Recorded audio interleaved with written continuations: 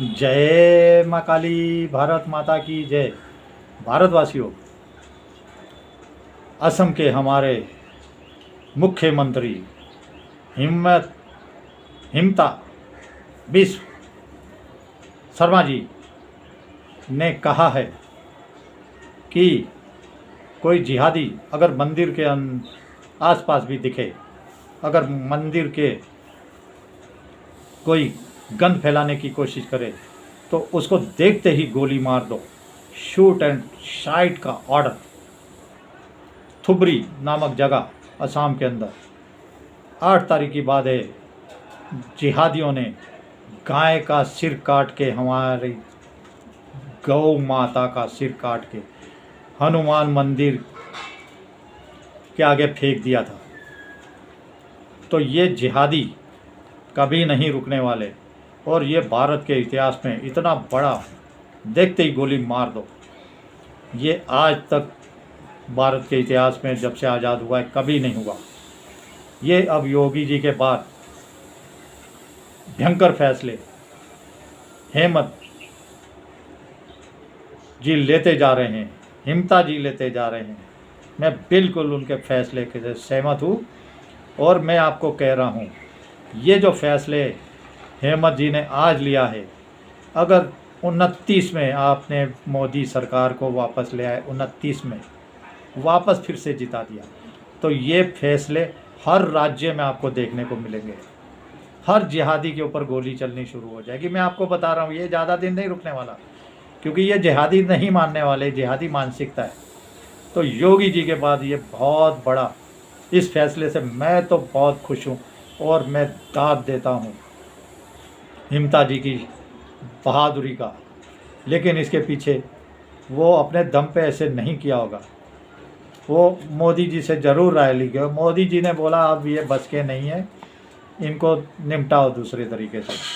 और इसी के साथ मैं आपको बता रहा हूँ कि ईरान और इज़राइल के अंदर जो वार चल रहा है, देखिए वो अब जब तक इसके परमाणु ठिकाने ठेस नहीं कर देगा इज़राइल, अब वो रुकने वाला नहीं है। 15 दिन का टारगेट लेके चल रहा है इज़राइल। और एक बात मैं आपको और बताता हूँ कि इज़राइल ने देखिए जितने अटैक वार किए हैं, कोई 18वीं मंजिल में घुस के, जहाँ जो लीडरशिप थी, कोई दूसरी मंजिल पे, कोई चौथी मंजिल पे, किसी आम नागरिक पे पर बिल्कुल भी वार नहीं किया। ये है एक पढ़े लिखे देश की सोच, और ऐसा ही भारत ने किया था पाकिस्तान के साथ। और जिहादी सोच कैसी होती है, देखिए रात को 150-200 मिसाइलें दाग दी ईरान ने तेल अवीव, जो इज़राइल की राजधानी है, यरूशलेम पे। लेकिन उसको, जिहादी को कोई मतलब नहीं है कि वो सैन्य अड्डा है, सैन्य एयरपोर्ट है, नॉर्मल एयरपोर्ट है, लोगों के घर है। इन्होंने तो मिसाइल दाग देनी है, बस दाग देनी है, मर दे अब दो, पब्लिक को मरने दो। तो ये जिहादी सोच और पढ़े लिखे सोच, जो एक क्या कहते हैं, संस्कृतियाँ होती हैं किसी कौम के अंदर, किसी धर्म के अंदर जो संस्कृति होती है, वो संस्कृति कभी नहीं छोड़ता वो देश और वहाँ के लोग भी। और ये जिहादी है तो इनकी संस्कृति ही वही है। और ये मत सोचिए, एक बात और बता रहा हूँ, इज़राइल ने कहा है कि हम अपने सर्वाइवल की लड़ाई लड़ रहे हैं, सर्वाइवल की। तो ये बिल्कुल सच्ची बात है। इज़राइल अपने सर्वाइवल, मतलब ज़िंदा रहने के लिए, यहूदियों के ज़िंदा रहने के लिए वो जंग लड़ रहा है। वो दिल से नहीं लड़ रहा, खुश होके नहीं लड़ रहा। अब देखिए, अच्छा भला खा पी के खुश था, तो 7 अक्टूबर की, सितंबर की जो बात है कि अचानक जिहादियों ने हमला कर दिया, कितना जश्न मना रहे थे वो लोग, लेकिन नहीं छोड़ा। तो ये जिहादियों की सोच बहुत ही गंदी है, बहुत ही गंदी, पूरी दुनिया के लिए। और मैं कह रहा हूँ, ये 15 दिन का नेता, ये उनने, इज़राइल ने टाइम दिया, 15 दिन में हम इस युद्ध को करेंगे, मतलब करीब करीब भी लड़ेंगे। तो अब देखिए 15 दिन चलता है, महीना चलता है, 2 महीने चलता है, लेकिन अब ईरान के जो परमाणु ठिकाने जब तक ध्वस्त नहीं करेगा, इज़राइल अब रुकने वाला नहीं है, भारतवासियों रुकने वाला नहीं है। क्योंकि इज़राइल ने, देखिए, जो इज़राइल पे पहले नाजियों ने इसको तहस नहस करने की कोशिश की थी, समझे ना, पूरे तहस नहस नाजियों ने कितने इज़राइल यहूदियों को मारा था, और रोमन एम्पायर ने तो पूरा यहूदियों को लाखों की तादाद में काट दिया था।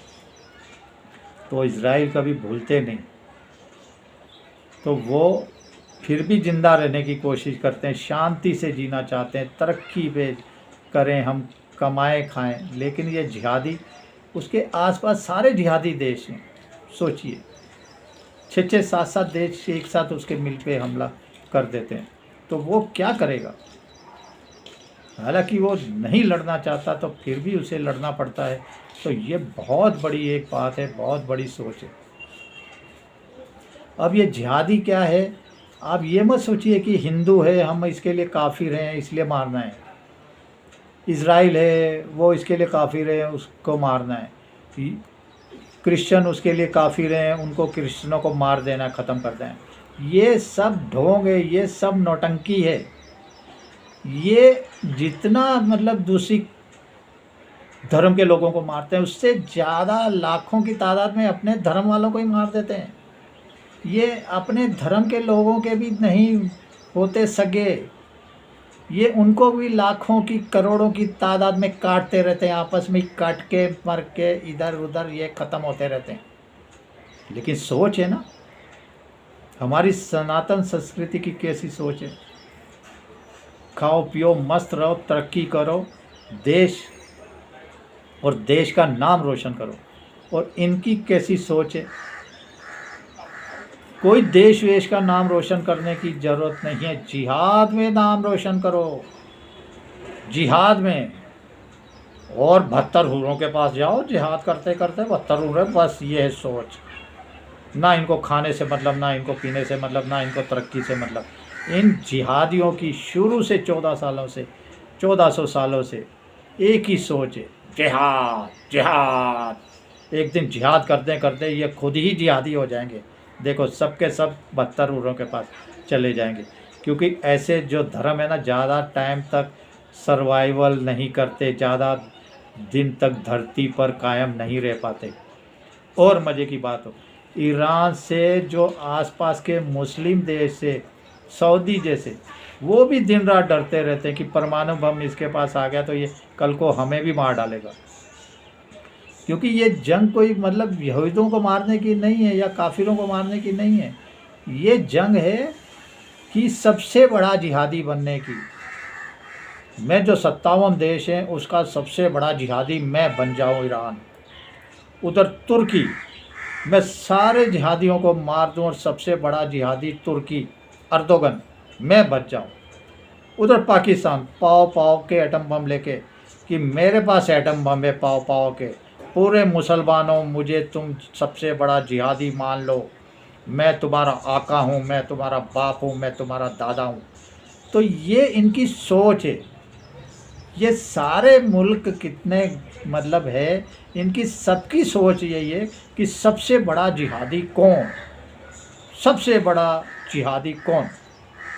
तो ये इसीलिए आपस में ही कटते मरते गिरते रहते हैं। और जितना दूसरे धर्म के लोगों का नुकसान नहीं करते उससे 1000 गुना ज़्यादा ये। एक दिन देखिए ऐसे जो कौमें होती है ना, ज़्यादा दिन धरती पे नहीं रह पाती, वो 1400 साल हुए और 1400 साल भी सर्वाइवल करना इसका बहुत मुश्किल है। क्योंकि इनके लिए कुछ नहीं है तरक्की। चांद क्या है, बस कुछ नहीं है, मतलब सूरज क्या है, कुछ नहीं, मतलब सूरज रोशनी नहीं देता, चांद रोशनी देता है। इनकी किताब में लिखा है, मैं पाकिस्तान में बच्चे का देख रहा था, बोलता है सूरज रोशनी नहीं देता, चांद हमें रोशनी देता है। ये जिहादी, ये मदरसा पैदाइश, ये लोग क्या मतलब दुनिया के लिए कुछ मतलब नहीं है। तो ये इज़राइल जो जंग लड़ रहा है भारतवासियों, भारत भी वही जंग लड़ रहा है। और भारत भी आज से नहीं 800-900 सालों से जंग लड़ रहा है लेकिन मैं पूरी तरह से इजराइल के साथ हूँ। लेकिन मोदी जी बिल्कुल साथ नहीं है, इजराइल के बिल्कुल साथ नहीं है। परसों भी इजराइल के पक्ष में वोट नहीं किया। मोदी जी अपना तमका उठा के, पजामा उठा के भाग लिए।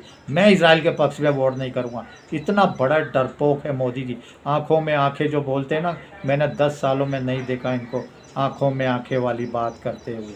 चलिए भारतवासियों, वीडियो लंबा हो रहा है। भारत माता की जय। जय श्री राम, जय श्री हनुमान, वंदे मातरम, जय हिंद।